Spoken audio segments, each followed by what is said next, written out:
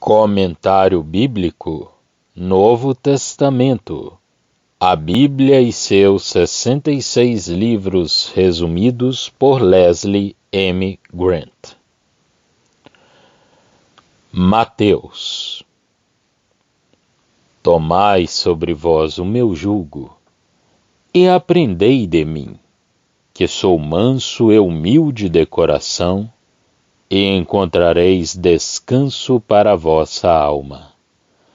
Porque o meu jugo é suave. Mateus 11, 28.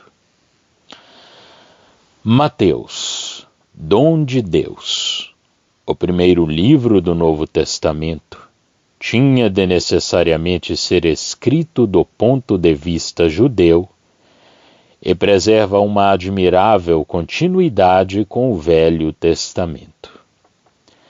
Mateus apresenta o Senhor Jesus como o tão aguardado Messias de Israel. Sua genealogia, portanto, é atribuída a Davi e a Abraão. Esta genealogia é a de José, portanto, que institui o título oficial para o trono. Mateus é também o único livro da Escritura Sagrada que usa a expressão o reino de Deus.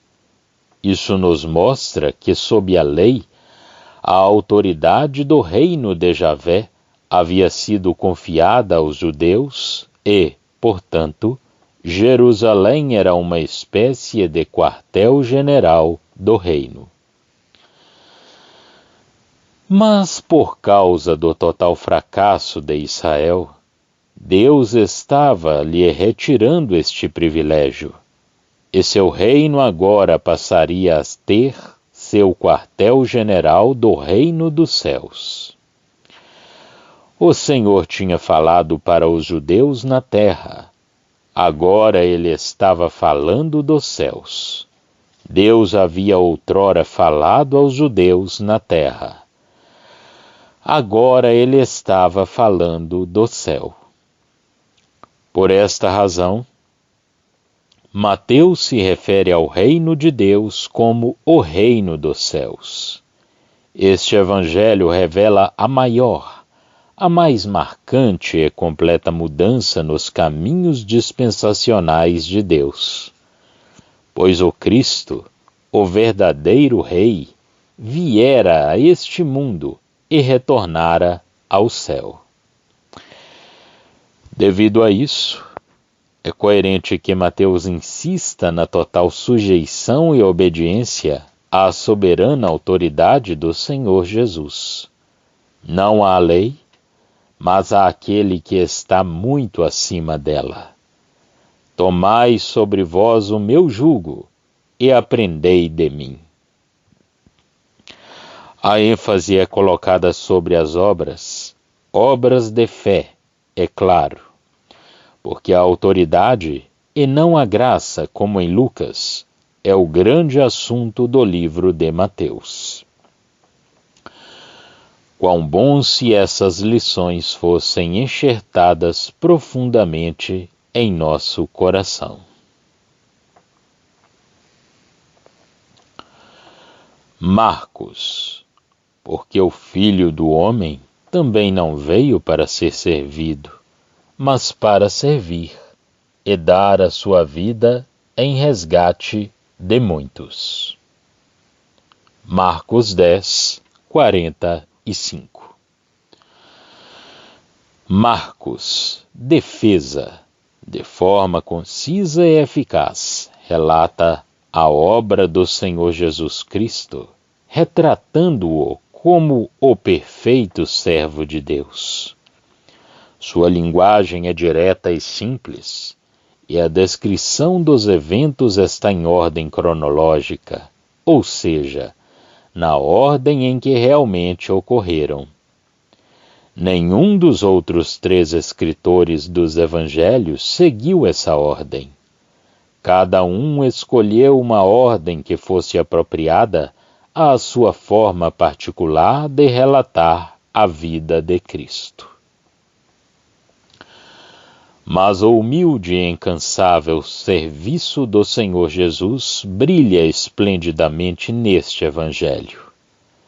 Marcos nos faz ver de uma cena a outra como o perfeito servo satisfazia a necessidade de incontáveis almas, no tempo perfeito e da maneira perfeita. Sua morte também é o sacrifício daquele perfeitamente consagrado à vontade de Deus, uma obra que satisfaz as mais profundas necessidades da alma humana. O caráter da oferta pelo pecado de seu sacrifício é visto aqui.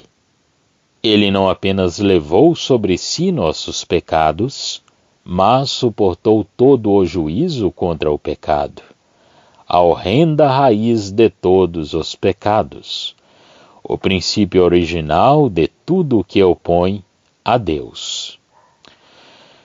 Nesta questão, o Senhor Jesus serviu a Deus em absoluta devoção, mesmo diante do pavoroso abandono de Deus naquelas horas de indizível agonia.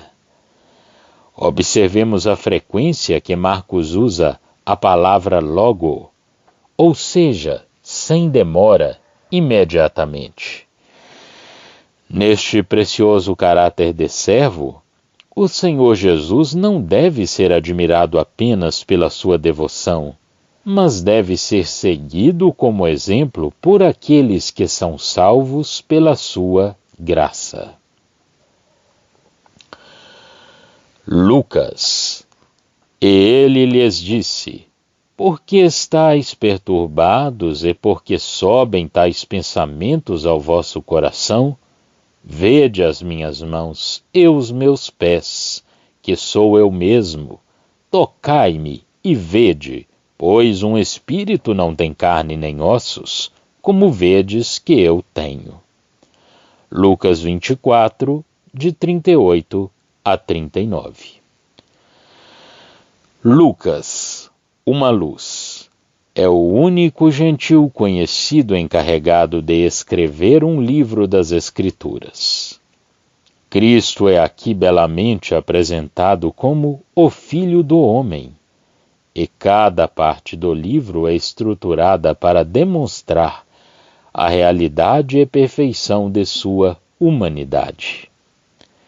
Neste livro temos o anúncio e a descrição de seu nascimento, o relato de seu crescimento em estatura e sabedoria, sua acessibilidade como aquele que eternamente se interessa na felicidade das pessoas, seu desejo de comer com os discípulos, suas palavras de perdão na cruz, os ensinamentos dele acerca da realidade de sua ressurreição e sua ascensão ao céu. Mateus destacou a autoridade de Jesus e Marcos o seu serviço. Em Lucas, por sua vez, é a graça que brilha esplendidamente, graça que veio não somente para Israel, mas que transbordou alcançando os gentios também. As parábolas e os milagres do Senhor Jesus registrados neste livro ilustram isso de maneira notável. É por essa razão, também, que a graça que se deleita em abençoar e elevar a alma à presença de Deus não pode ser satisfeita com nada, mas nada menos que a desembaraçada e cálida comunhão de seus santos. Em Lucas, seu sacrifício assume o significado de oferta pacífica, descrita em Levítico. Cristo reconciliou a humanidade com Deus, estabelecendo a paz da criatura com o Criador. Por meio dessa obra, Deus, o sacerdote, Cristo e os ofertantes, os que creem, receberam cada um sua porção da oferta pacífica. João, o Verbo se fez carne e habitou entre nós, e vimos a sua glória, como a glória do unigênito do Pai, cheio de graça e de verdade. João 1,14. João, Javé é doador gracioso. É um evangelho singular em sua glória majestosa. Aqui, o Senhor Jesus é mostrado como o próprio Criador, o eterno, primogênito Filho de Deus, enviado para revelar plenamente a glória do Pai. Isso é muito mais que autoridade, serviço ou graça, mas a luz e o amor do eterno Deus. Aqui ele é o objeto de nossa fervorosa adoração. Esse evangelho, portanto, não é sinótico, ou seja, não apresenta uma visão geral da vida e obra do Senhor na terra como os outros três. João atrai especial atenção para a pessoa e palavras do Senhor como testemunhado até pelos seus inimigos. Nunca homem algum falou assim como este homem. 7:46. Os milagres e parábolas escritas aqui também fornecem provas inequívocas de sua glória pessoal. Nesse livro, João registrou os 7 "eu sou" ditos por Jesus, além de palavras como "vos digo que, antes que Abraão existisse, eu sou". 8:58. A nobreza do relato da crucificação prende completamente a nossa atenção, pois vemos aqui o caráter da oferta queimada de seu serviço. Esta oferta representa tudo o que sobe como aroma agradável às narinas de Deus. O sacrifício feito exclusivamente para a glória divina. A doce simplicidade deste livro o faz compreensível até para a mais inculta das criaturas. Ao mesmo tempo, o profundo significado de suas mensagens desperta admiração sincera dos maiores intelectuais. Atos. E os apóstolos davam, com grande poder, testemunho da ressurreição do Senhor Jesus. E em todos eles havia abundante graça. Atos 4:33.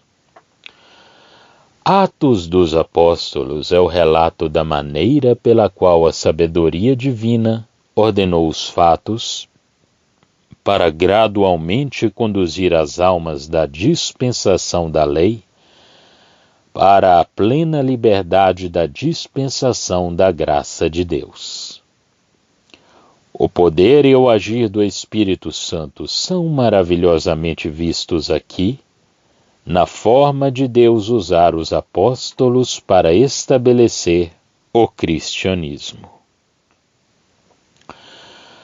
A obra começou em Jerusalém com o derramamento do Espírito Santo no capítulo 2. Mas Israel, como nação, rejeitara o próprio Messias e, mais uma vez, rejeitou o chamado da graça divina, martirizando Estevão, capítulo 7. Então Deus levantou o apóstolo Paulo como mensageiro especial para os gentios. Assim, a graça divina se espalhou por todo o mundo. Assim a Igreja de Deus é formada pelo poder do Espírito de Deus, sendo judeus e gentios batizados em um só corpo. Temos de atentar neste livro para o grande cuidado de nosso Deus em preservar a unidade genuína e vital de todos os santos e de sua obra ao redor do mundo. A veracidade, a simplicidade, o frescor que havia nos primeiros dias da Igreja, a piedosa manutenção da ordem e da unidade sem a necessidade de organizações e providências humanas, transmite uma importantíssima instrução para a nossa alma.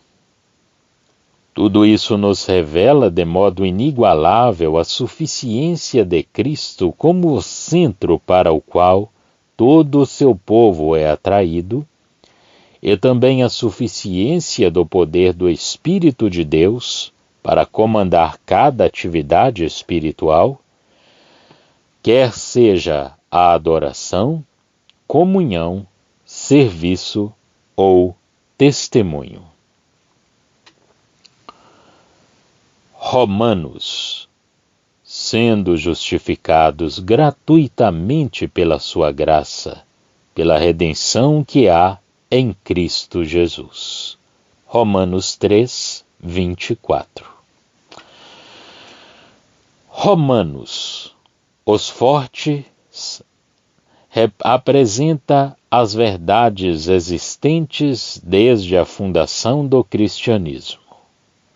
Neste livro, Deus é o soberano juiz, absoluto em justiça, aquele que descobre e expõe o pecado de toda a humanidade, não aceita nenhuma justificativa e não admite o mal, mesmo em nível mínimo, para que todo o mundo seja condenável diante de Deus. 3:19.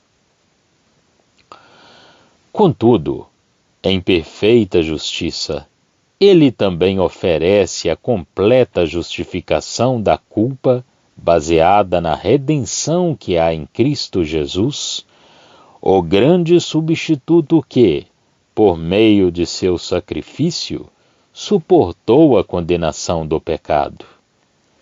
Todo verdadeiro crente em Cristo é, por meio disso, inocentado de qualquer acusação e declarado justo diante de Deus.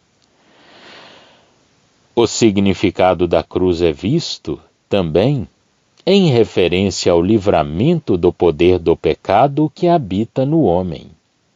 A verdade é apresentada a fim de encontrar o pecador onde ele está no começo e conduzi-lo através do cativeiro da escravidão e trevas para a liberdade e luz, firmando os pés nas sendas da justiça.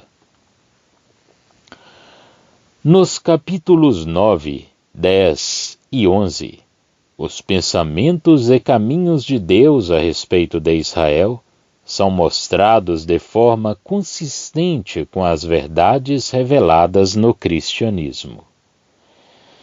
Deus é o grande vencedor, e como consequência, os que confiam nele são abençoados. A partir do capítulo 12, são dadas instruções quanto à conduta prática baseadas no sólido e eterno alicerce da graça justificadora de Deus. Romanos é um livro formidável porque firma e fundamenta a alma, encorajando-a à prática de toda virtude piedosa. 1 Coríntios. Nós pregamos a Cristo crucificado, que é escândalo para os judeus e loucura para os gregos. Mas, para os que são chamados, tanto judeus como gregos, lhes pregamos a Cristo, poder de Deus e sabedoria de Deus. 1 Coríntios 1, de 23 a 24. 1 Coríntios. Corinto significa satisfeito. É uma epístola escrita para corrigir as desordens toleradas em Corinto pela igreja primitiva, mostrando princípios sólidos e práticos de governo e ordem da igreja, muito necessários para a Igreja de Deus em todo o mundo.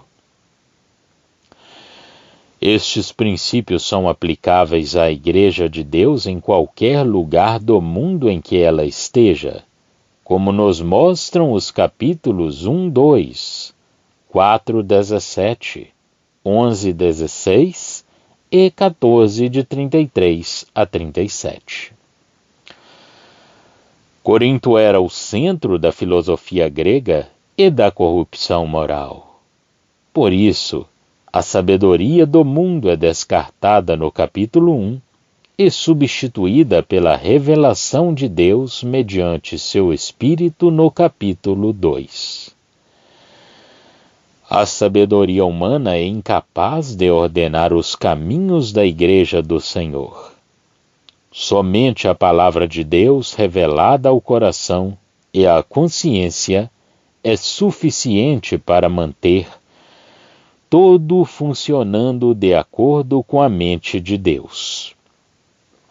O orgulho intelectual é rejeitado nos capítulos 1 e 2. A corrupção carnal é completamente julgada do capítulo 3 ao 7. Do 8 ao 10, há advertência contra a comunhão com demônios através da idolatria.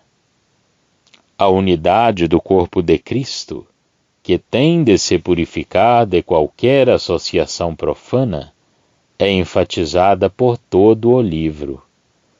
Esta unidade, no entanto, é vista ser revelada numa preciosa diversidade de dons que demandam atitudes piedosas. A importância da sã doutrina é um assunto vital, e o capítulo 15 salienta a verdade da ressurreição de Cristo e de seus santos em sua vinda, como sendo uma base para o testemunho da Igreja do Senhor. 1 Coríntios é um livro valioso para encorajar o cuidado e a consideração por cada membro do corpo de Cristo, a fim de fortalecer o testemunho coletivo. 2 Coríntios. Porque Deus, que disse que das trevas resplandecesse a luz, é quem resplandeceu em nossos corações, para a iluminação do conhecimento da glória de Deus na face de Jesus Cristo. 2 Coríntios 4, 6. Enquanto 1 Coríntios lida com a ordem na igreja, 2 Coríntios trata sobre a ministração, a manifestação na vida prática e também sobre a presença do Espírito Santo na igreja. O próprio Paulo é exemplo de trabalho abnegado, gastando-se e sendo gasto por amor aos santos de Deus.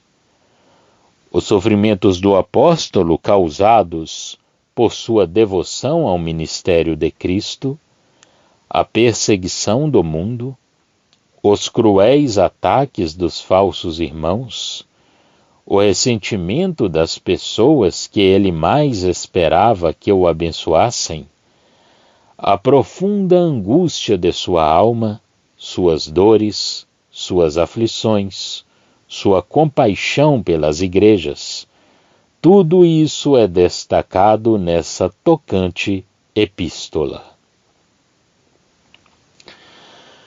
Mas a suficiência de Paulo era Deus, o grande Deus, cuja luz brilhou em seu coração, manifestando a transcendente glória de seu ser na face de Jesus Cristo. Apesar de estar em um vaso de barro, este é um tesouro a ser ministrado a todos os que ouvirem a pregação. Esse ministério da glória de Cristo foi para Paulo de tamanha bem-aventurança que ele é conduzido nas asas da infinita graça através de todas as provações do caminho, até ao ponto de ele dizer: tudo isso é por amor de vós. Por isso, não desfalecemos, porque a nossa leve e momentânea tribulação produz para nós um peso eterno de glória muito excelente. 4, de 15 a 17. 2 Coríntios nos encoraja de uma forma maravilhosa a continuarmos firmes na ministração a outros, a despeito de qualquer tentativa de Satanás de nos desanimar e nos enfraquecer. Gálatas. Mas longe esteja de mim gloriar-me, a não ser na cruz de nosso Senhor Jesus Cristo, pela qual o mundo está crucificado para mim, e eu para o mundo. Gálatas 6, 14. Escrito para as igrejas da região da Galácia, o livro de Gálatas é uma séria advertência contra a doutrina maligna pela qual as obras da lei seriam o padrão para o andar e a conduta do crente. Embora salvos pela graça através da fé, eles haviam acrescentado a lei como o princípio que conservaria a salvação deles, e tal mistura é abominável a Deus, o Deus de toda a graça. O apóstolo mostra que a abençoada pessoa de Cristo, e não a lei, é o padrão para a vida do crente e que andar com Deus só é possível mediante o poder do Espírito Santo. A cruz de Cristo é apresentada como o instrumento por excelência para liquidar qualquer expectativa do homem de ser aceito por Deus mediante as obras da lei, e por meio dela, o crente está crucificado para o mundo, separado, portanto, da esfera de atuação da lei. Ele agora é nova criatura e, portanto, não deve mais andar na carne, mas no Espírito. No capítulo 4, a morte de Cristo é vista como nossa redenção da escravidão da lei, para que pudéssemos ser introduzidos na liberdade e dignidade da condição de filhos de Deus. Uma posição que nunca antes conhecida no Antigo Testamento, mas que é verdadeiro de todos os santos que vivem na dispensação da graça. A mensagem de Gálatas é essencial para nos preservar do egoísmo, da confiança na carne e dos incontáveis males resultantes do legalismo. Efésios. Bendito Deus e Pai de nosso Senhor Jesus Cristo, o qual nos abençoou com todas as bênçãos espirituais nos lugares celestiais em Cristo. Efésios 1, 3. Efésios. Éfeso significa desejo. É uma epístola sem nenhuma reprovação. Ela declara, de modo amplo, os grandes conselhos de Deus acerca dos santos na atual dispensação da graça, as atuais bênçãos espirituais nos lugares celestiais em Cristo, que possuem, e a posição deles em Cristo Jesus. visto que os fez assentar nos lugares celestiais. Cristo, em conformidade com a glória de sua pessoa e o infinito valor de sua obra, é decretado o centro de bênçãos de todo o universo. Por meio dele, foi-nos dada uma herança. Ele está assentado no trono de seu Pai. Ela nos representa perfeitamente, porque nós estamos nele. Judeus e gentios formam um só corpo, unido em glória à cabeça, Cristo. Além de ser o corpo de Cristo, a Igreja é vista também como a casa de Deus, um templo santo edificado para ser habitação de Deus, e finalmente ser conhecida como a noiva preparada para seu noivo. Tais verdades não eram conhecidas, nem mesmo foram profetizadas até então, mas agora foram reveladas por meio dos apóstolos e profetas. Nossa luta também é vista acontecer nos lugares celestiais, contra as hostes espirituais da maldade, ou seja, os poderes satânicos, ocupados a impedir que tenhamos discernimento espiritual e gozo das verdades celestiais no tocante ao que é nosso por direito. Nenhum livro é mais importante que Efésios em relação à busca de um caráter condizente com a nossa união com Cristo nos lugares celestiais. Filipenses.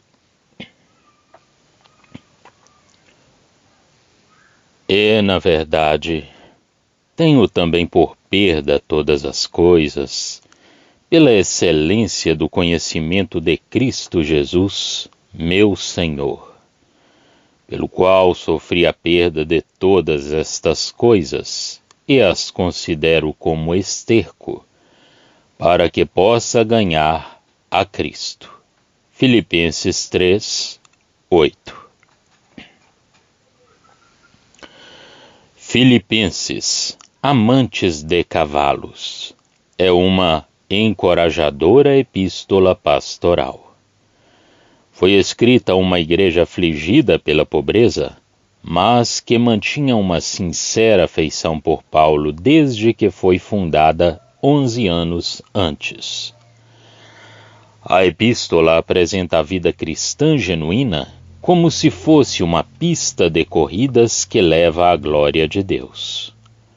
O próprio Paulo é exemplo disso, e embora estivesse na prisão, o seu gozo, que é ao mesmo tempo vibrante e sereno, permeia todo o livro. Cristo era tudo para Paulo.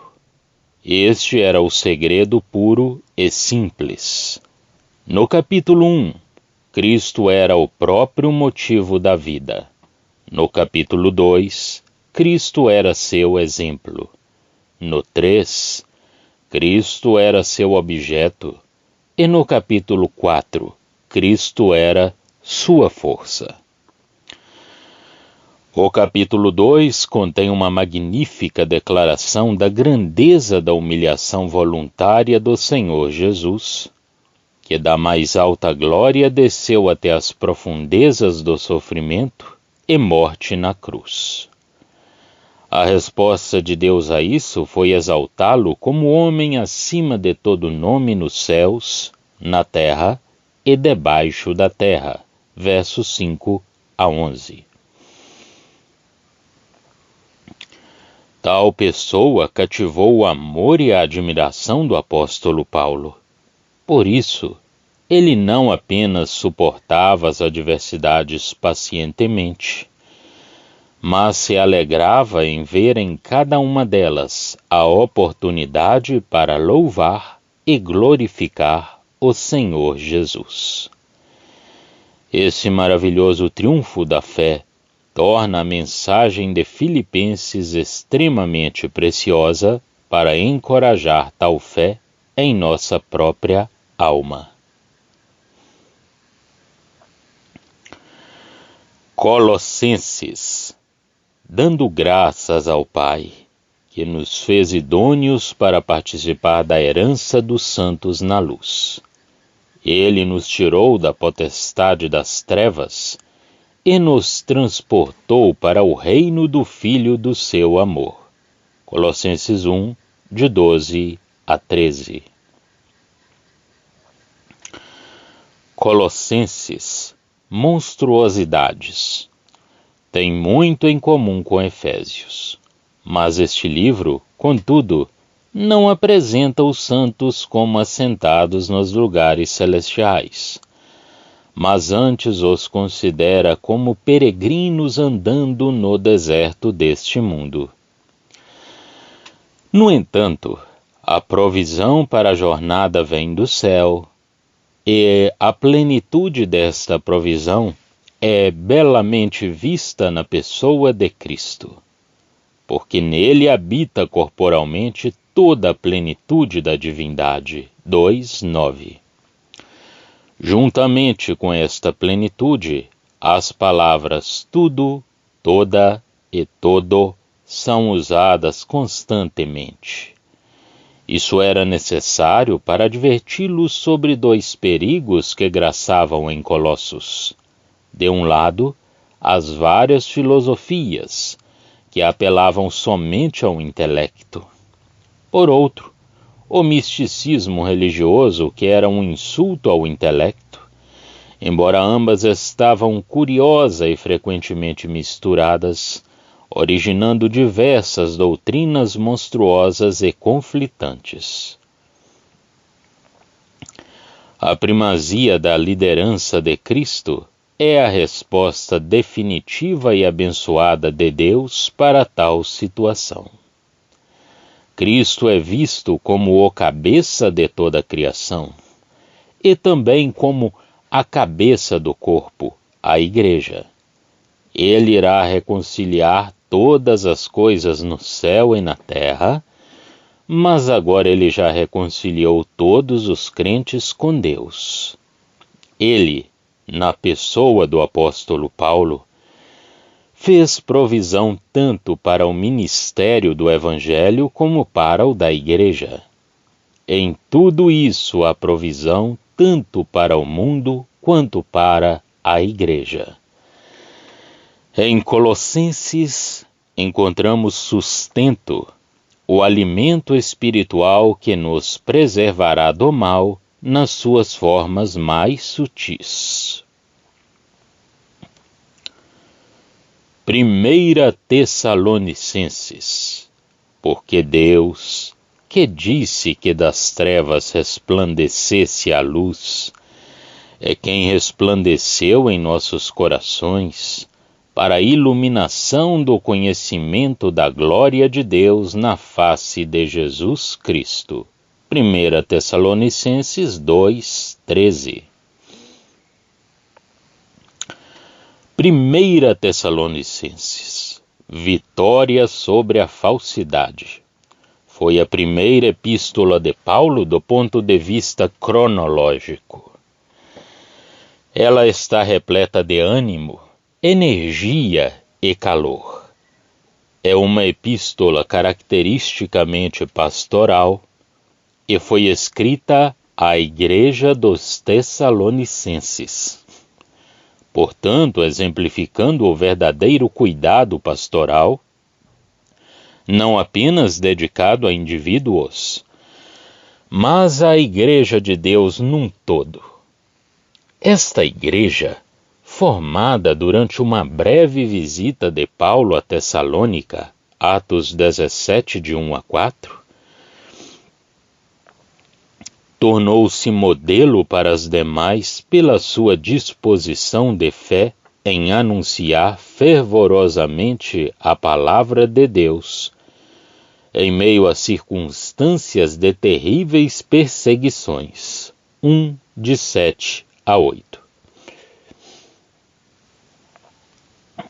Fé, amor e esperança são vistas de forma esplêndida nesta epístola e na segunda também. A vinda do Senhor é o assunto mais importante da epístola. No capítulo 1:10, isto é, visto como um livramento da ira vindoura durante a tribulação. No capítulo 2:19, está relacionado com o gozo de Paulo ao ver os frutos de seu trabalho na glória com Cristo. No capítulo 3:13, a vinda do Senhor tem em vista a confirmação dos santos na santidade irrepreensível. No capítulo 4, de 15 a 18, temos uma preciosa perspectiva da vinda de Cristo para conforto dos que estão em sofrimento. No capítulo 5, ela é vista como o derradeiro propósito para a santificação do espírito, da alma e do corpo. Verso 23. Os versículos acima mostram a razão de tanta devoção dos tessalonicenses. A palavra de Deus era real para eles, era a voz de Deus que ouviam através dela. É através disso que verdadeiros resultados são produzidos. 1 Tessalonicenses é um livro absolutamente estimulante e encorajador. 2 Tessalonicenses. Eu próprio, nosso Senhor Jesus Cristo, e nosso Deus e Pai, que nos amou e em graça nos deu uma eterna consolação e boa esperança, console o vosso coração e vos conforte em toda a boa palavra e obra. 2 Tessalonicenses 2, de 16 a 17. 2 Tessalonicenses, como 1 Tessalonicenses, também é pastoral e trata daquelas influências sutis que ameaçavam roubar desta jovem igreja a sua viçosa e ardente afeição pelo Senhor, a robustez de sua fé e sua paciência diante das tribulações, das perseguições. O apóstolo fielmente adverte sobre a vinda do anticristo em um tempo futuro, mas alertou que o mistério da iniquidade já operava a fim de destruir tudo o que fosse de Deus. Portanto, somado ao encorajamento da primeira epístola, estão as fiéis admoestações, o sal que tempera para preservar o testemunho de Deus. Os tessalonicenses receberam algumas cartas que diziam que o dia do Senhor tinha chegado. Tais cartas pareciam ser de Paulo, mas, na verdade, era uma engenhosa fraude do inimigo para minar a confiança daquela igreja de que Cristo primeiro viria buscar a igreja antes do terrível dia do seu julgamento sobre o mundo. Paulo esclarece isso, e o capítulo 2 é o mais impressionante texto profético sobre o dia do Senhor, que definitivamente não pode ocorrer antes da igreja ter sido removida do mundo. Em contraste com as obras e palavras malignas do anticristo, os santos são encorajados a se firmarem em toda boa palavra e obra. Novamente, a vinda do Senhor é o tema mais importante em cada capítulo.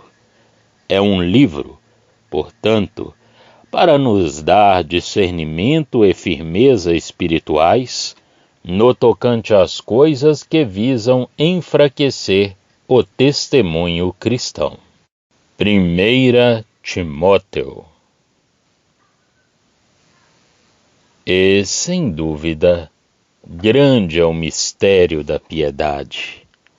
Aquele que se manifestou em carne foi justificado em espírito, visto dos anjos, pregado aos gentios, crido no mundo e recebido acima na glória.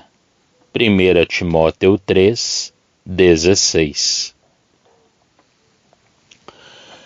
1 Timóteo, honra a Deus.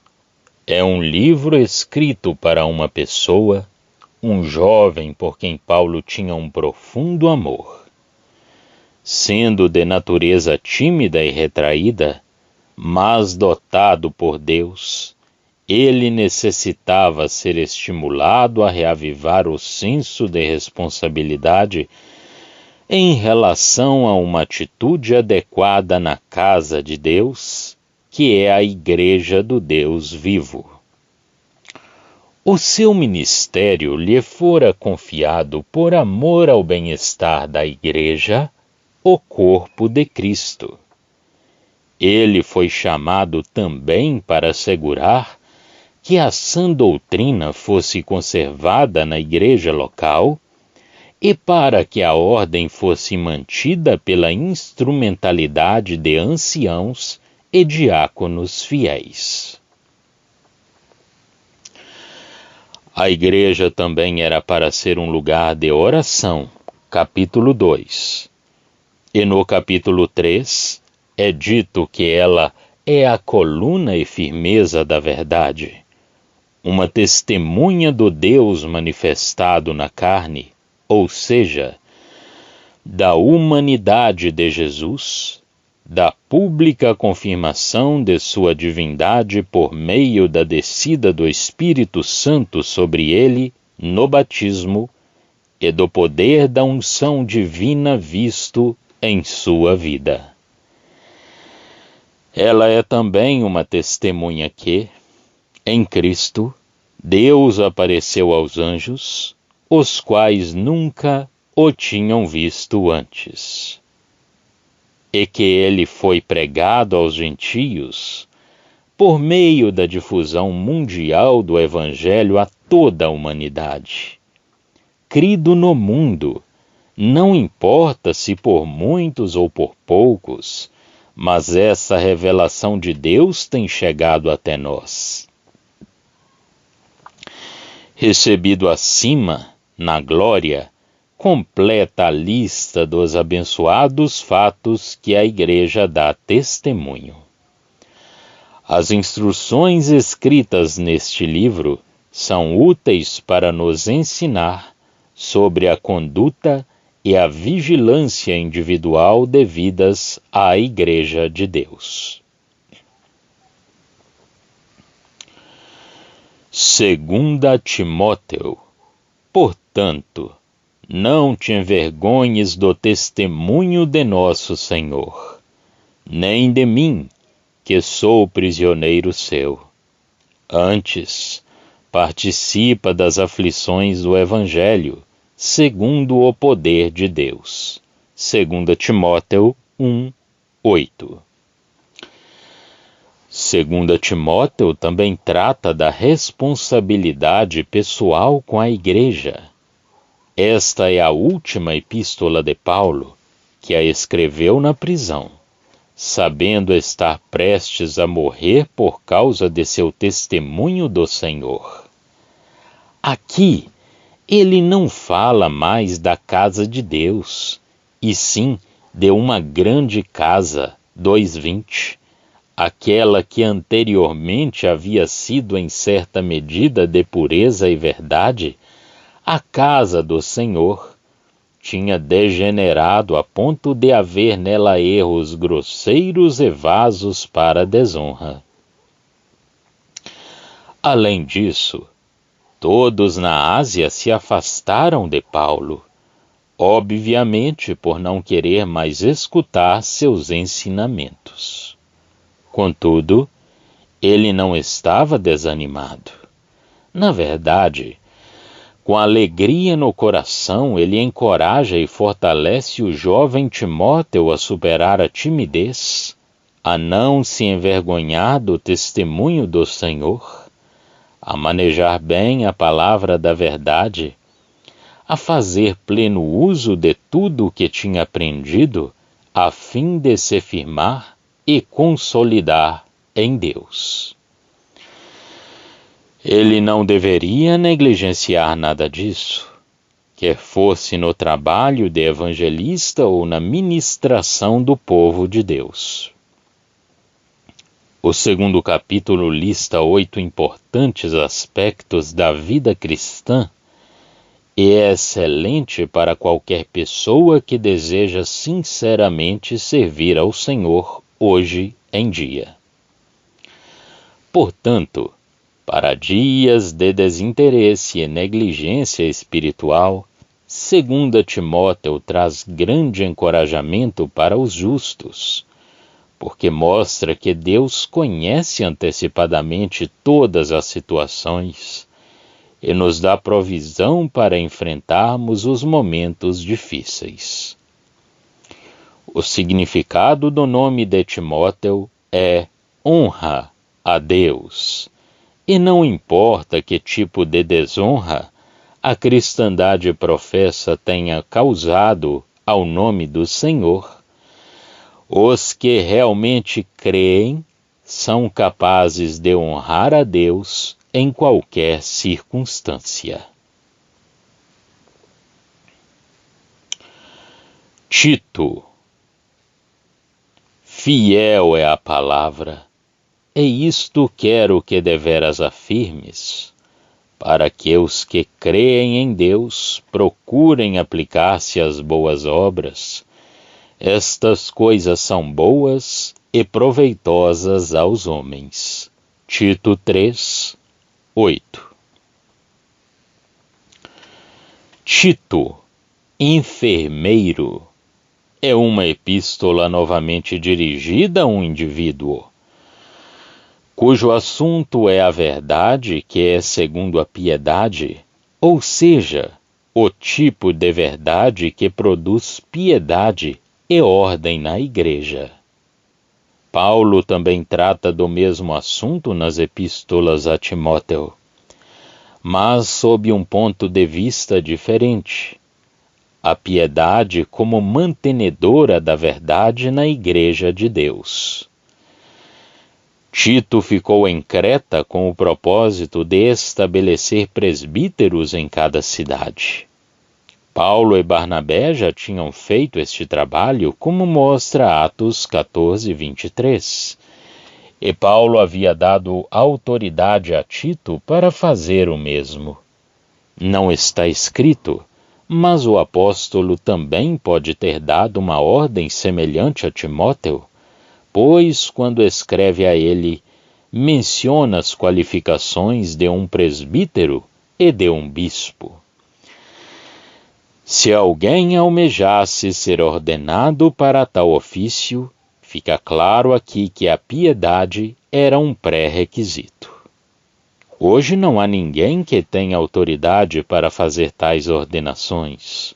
Contudo, os santos deveriam facilmente reconhecer homens com essas qualificações, respeitando a experiência e julgamento deles à parte de qualquer ordenação.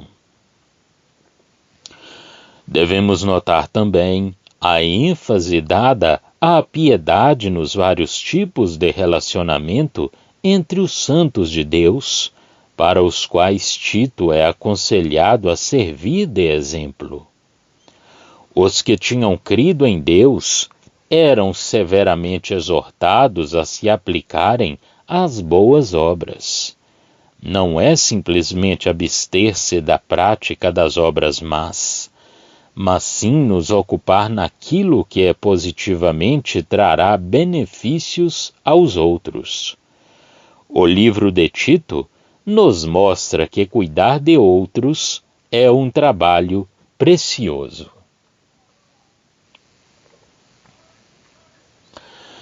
Filemon, tive grande gozo e consolação da tua caridade, porque por ti, ó irmão, o coração dos santos foi reanimado. Filemon 7. Filemon, amoroso, não é, no sentido exato da palavra, uma epístola escrita para um indivíduo, pois outras pessoas são mencionadas na saudação. A irmã Áfia, que talvez fosse esposa de Filemon, e um irmão, Arquipo, chamado de nosso companheiro, um homem vocacionado por Deus para o ministério. Colossenses 4:17. E também a igreja que se reunia na casa de Filemon. Apesar de escrita de forma bastante pessoal, o assunto desta epístola era de interesse para toda a igreja.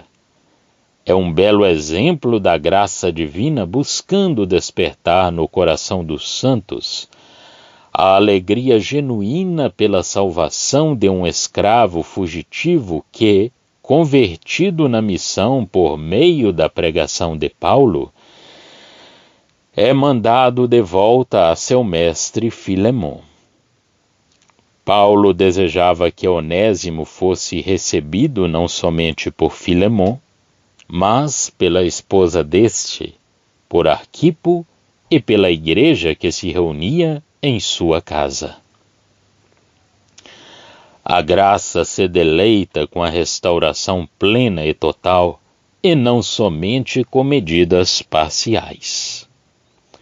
Mas Paulo sabia e gentilmente apela a Filemon, tendo como base a graça que ele sabia já ter influenciado profundamente este querido irmão, o qual tinha reanimado o coração dos santos. O grande gozo e consolação sentidos pelo apóstolo por esta causa certamente eliminariam qualquer ressentimento que Filemon ainda sentisse por Onésimo. O significado do nome de Filemon é um belo indício da alegria da reconciliação. Este livro, sem dúvida, deveria trazer à tona os mais ternos sentimentos de prazer em relação à graça restauradora de Deus. Hebreus. Quanto mais o sangue de Cristo, que pelo Espírito Eterno se ofereceu a si mesmo imaculado a Deus, purificará a vossa consciência das obras mortas, para servirdes ao Deus vivo.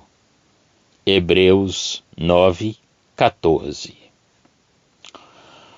O livro de Hebreus, que significa viajante, não faz menção de seu autor, embora sem dúvida alguma seja Paulo. Começa com Deus e mostra que a revelação do Novo Testamento é consistente com a do Velho Testamento, apesar de haver grandes contrastes. De fato, as profecias, os símbolos e a tipificação dos personagens encontram seu maravilhoso cumprimento na pessoa do Filho de Deus, que agora fala desde os céus. O Filho é o Criador e o sustentador de todas as coisas. A sua eterna divindade e a genuína humanidade estão clara e cuidadosamente declaradas. Cada revelação parcial da mente de Deus no Velho Testamento encontra nele seu total cumprimento. A sua grande obra da redenção é mostrada em seu valor eterno diante de Deus. Ele é visto adentrando o céu e estabelecendo para cada alma redimida uma herança celestial e eterna, em contraste com a esperança terrena de Israel. Ele é o grande sumo sacerdote que atravessou os céus, pelo qual nós nos aproximamos de Deus e o adoramos. É também quem compreende as necessidades dos seus santos e os sustenta em tudo. Portanto, o crente é visto na terra como alguém que possui uma esperança celestial, um verdadeiro viajante vivendo em um mundo adverso. Toda religião de caráter terreno, inclusive o judaísmo, estabelecido previamente por Deus, é visto como um arraial hostil à glória dessa revelação celestial. Por isso, o crente é chamado para sair e encontrar o Senhor Jesus fora do arraial. Hebreus é um livro precioso por causa da clareza de suas linhas demarcatórias no tocante à fé, ao andar e à adoração cristãs. Tiago. Mas a sabedoria que vem do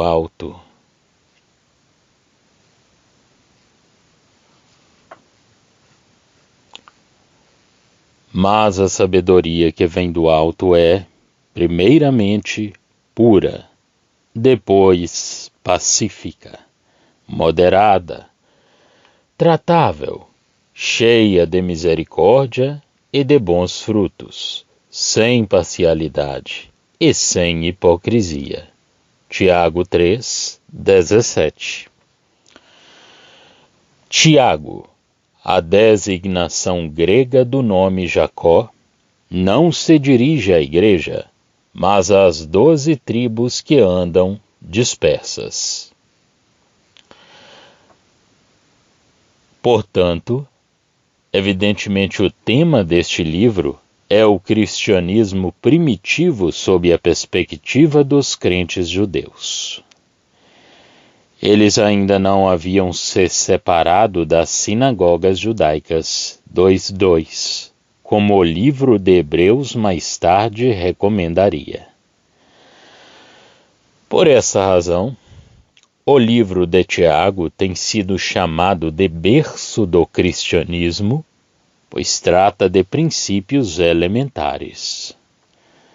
Mas não pensemos que essa mensagem é desnecessária para nós por supormos que estamos mais adiantados no conhecimento da verdade. Se não estivermos bem fundamentados nos princípios elementares, não seremos capazes de aprender adequadamente princípios mais avançados. É importante também que essas verdades básicas estejam sendo continuamente revistas, a fim de vivermos de maneira prática e consistente a plenitude do cristianismo. Pois, quanto mais um estudante aprende nos níveis mais avançados, ele pode também, facilmente, se esquecer do que aprendeu nos níveis básicos. Tampouco essas verdades são aprendidas pela mera sabedoria natural. Elas exigem a sabedoria vinda do alto que dá vida às palavras no coração. O crente bem sabe que apenas uma comunhão verdadeira e consistente com o Senhor pode realizar isso. Este livro insiste que a fé seja demonstrada por meio de obras.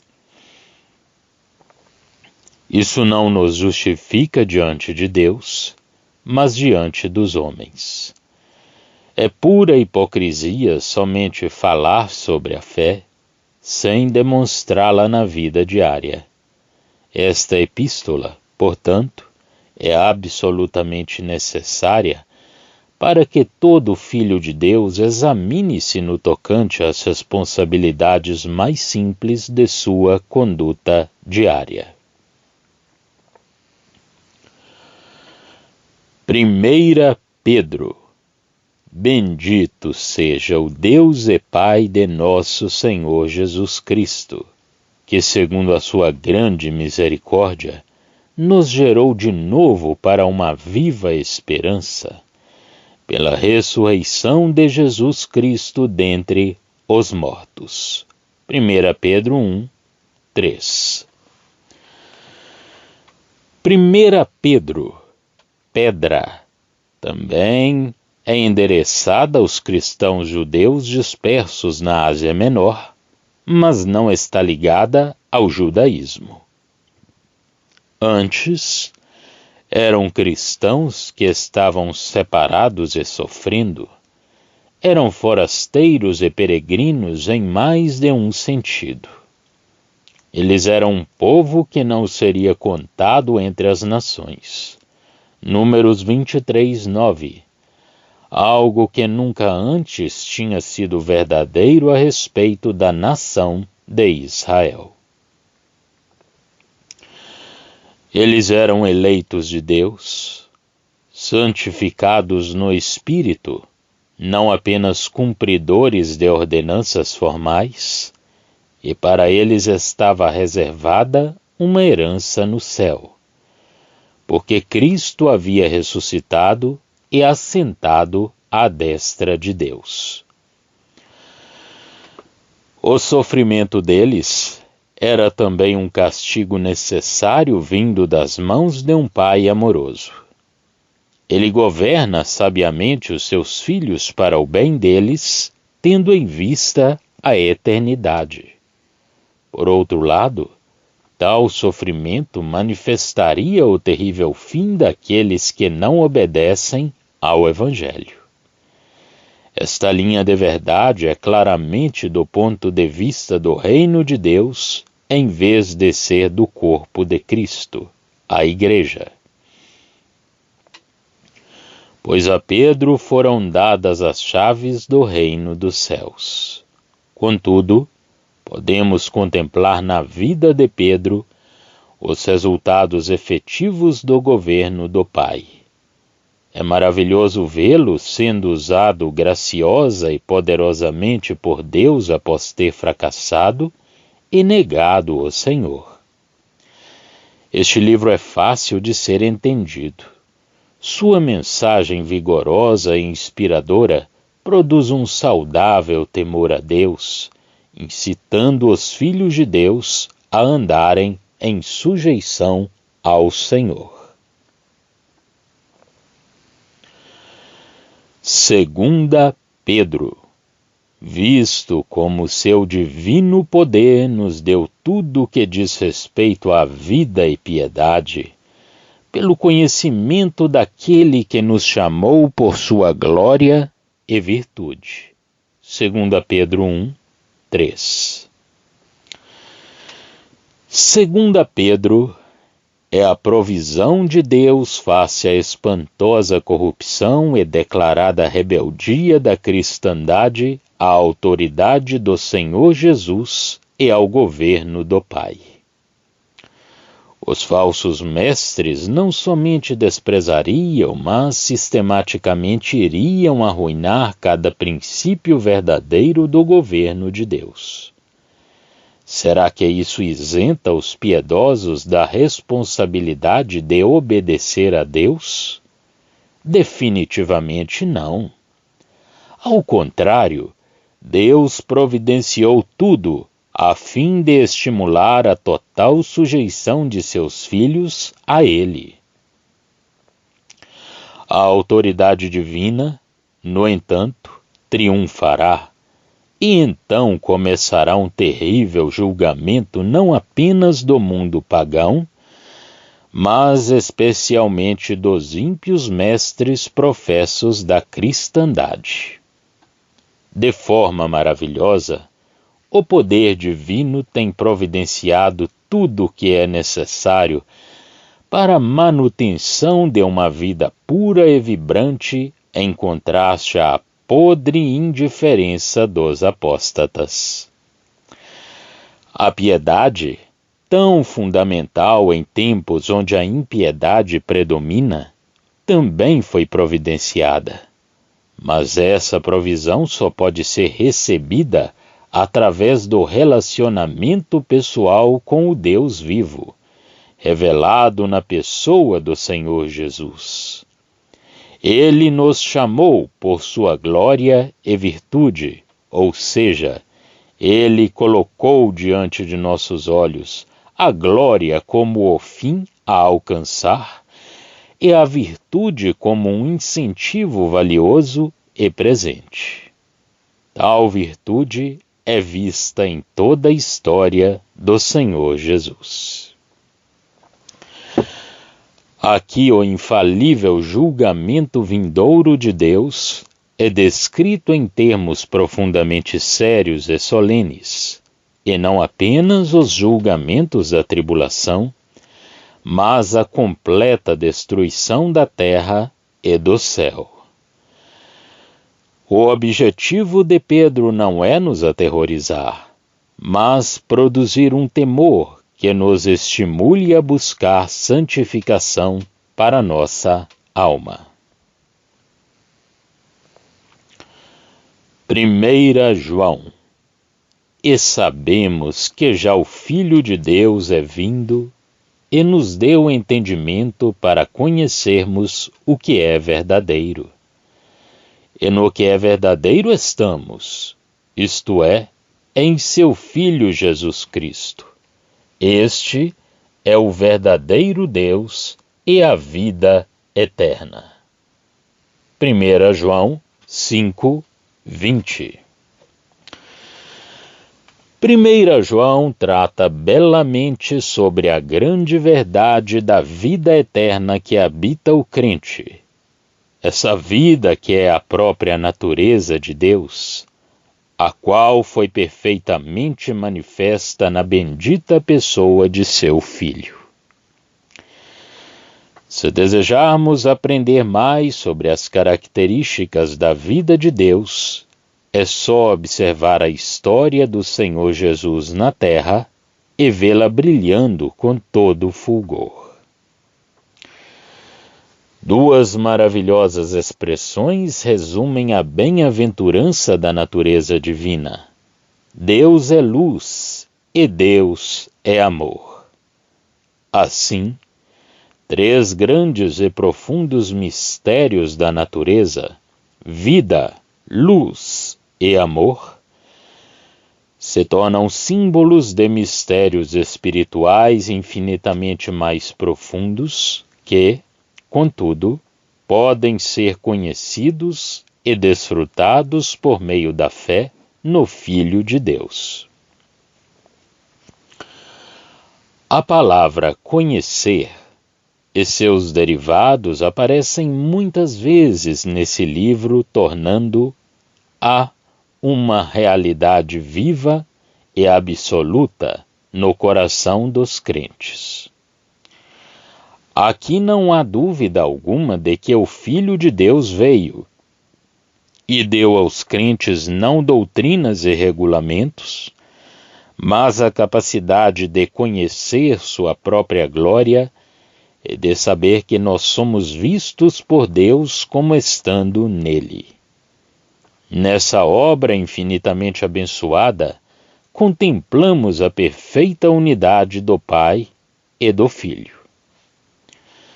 Quão valioso é este livro para dar ao crente a firme convicção da realidade de seu relacionamento com o Pai na condição de Filho de Deus.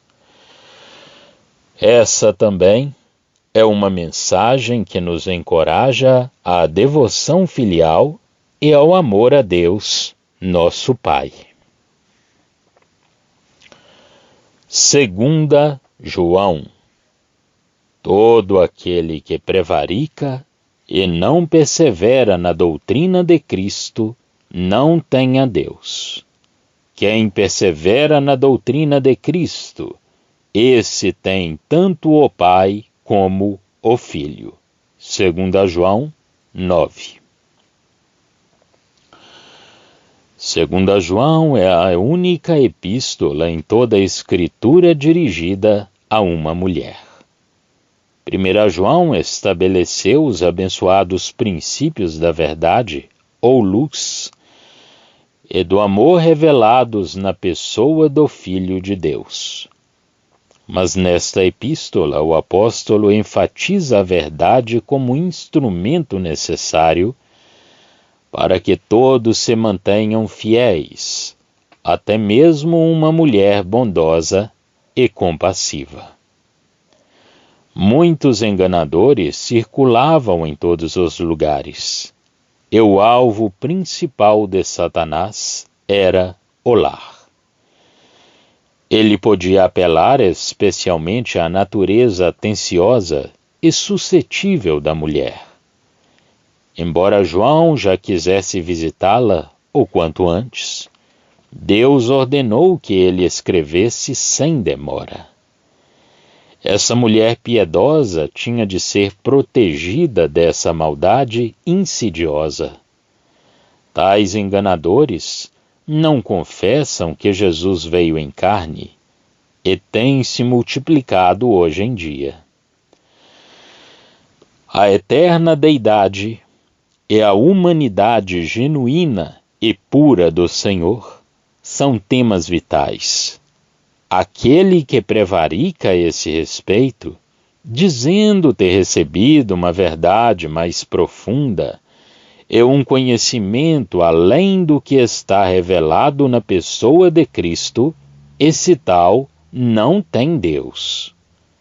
Atualmente, muitas pessoas desse tipo, os chamados testemunhas de Jeová, mórmons e vários outros, procuram entrar nos lares com suas doutrinas sutis e mortais. A senhora eleita não somente deveria impedir a entrada deles em sua casa, mas nem sequer saudá-los, para que não se tornasse participante dos seus atos perversos. Ela não tinha de demonstrar amor ao mal, pois o amor tem de estar na verdade. Nós também temos de sentir aversão plena ao mal, separando-nos completamente dele por meio da real devoção àquele que é o Filho do Pai em verdade e amor.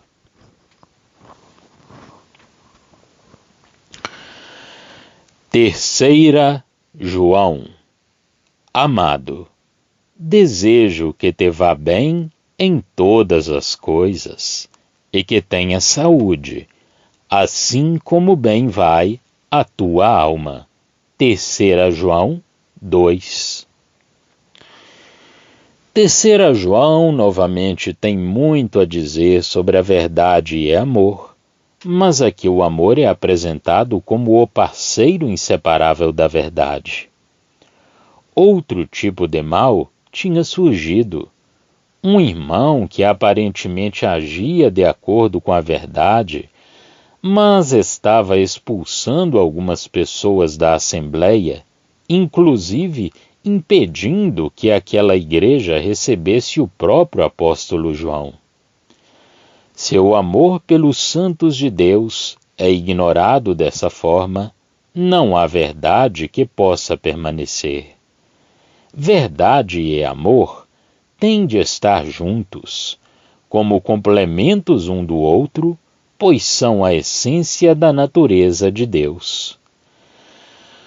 João escreve a Gaio, a quem elogia, desejando que a saúde deste fosse tão próspera quanto era sua alma.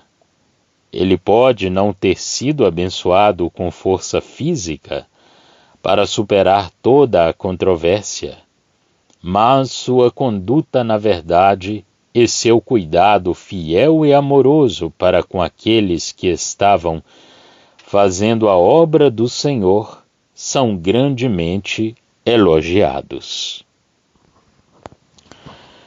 Neste caso, os estranhos mencionados aqui são totalmente diferentes dos enganadores de 2 João. Tais estranhos eram irmãos antes desconhecidos para Gaio, os quais se devotavam à obra de Cristo sem nada receber dos gentios, ou seja, dos não salvos.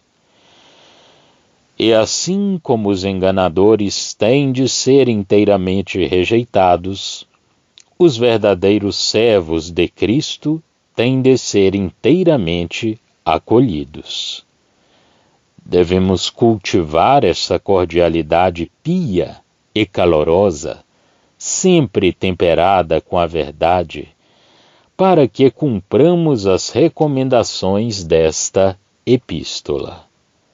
O apóstolo também escreve a Gaio, embora manifeste a intenção de visitá-lo.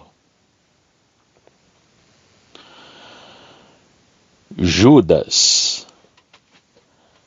Amados, procurando eu escrever-vos com toda a diligência acerca da comum salvação, tive por necessidade escrever-vos e exortar-vos a batalhar pela fé que uma vez foi dada aos santos. Judas 3. Judas, louvor. Embora desejoso de escrever, jamais tivera a intenção de escrever o que havia escrito. Sem dúvida, teria sido muito mais agradável para ele falar sobre a salvação comum, mas Deus, que lhe dera o desejo de escrever, já tinha decidido que a mensagem de Judas seria uma das mais sérias e intensas exortações, e isto a fim de que os santos lutassem seriamente pela fé. Este livro tem sido considerado como a contemplação da decadência e morte do cristianismo no mundo, porque seu tema é a apostasia, que é o deliberado abandono da graça de Deus e a volta lenta e inexorável à corrupção mundana, por meio do ensino de homens ímpios infiltrados na cristandade professa. A linguagem utilizada aqui é forte e profética. Judas usa alguns exemplos de rebelião contra a graciosa autoridade de Deus para mostrar o que aconteceria no cristianismo nos últimos dias. Ser libertado da escravidão do Egito foi uma bênção para Israel.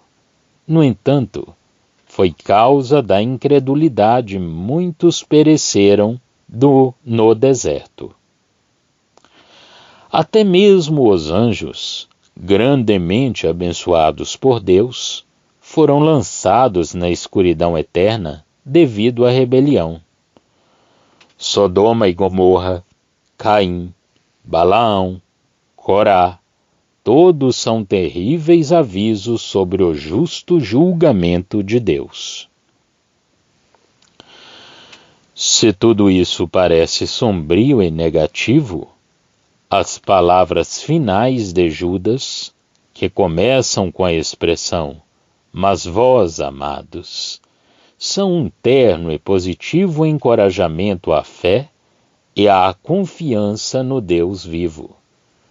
Onde o sublime nome do Senhor tem sido desonrado, o louvor tem de ser a primeira atitude dos verdadeiros filhos de Deus. Apocalipse. Eu, Jesus, enviei o meu anjo para vos testificar estas coisas nas igrejas.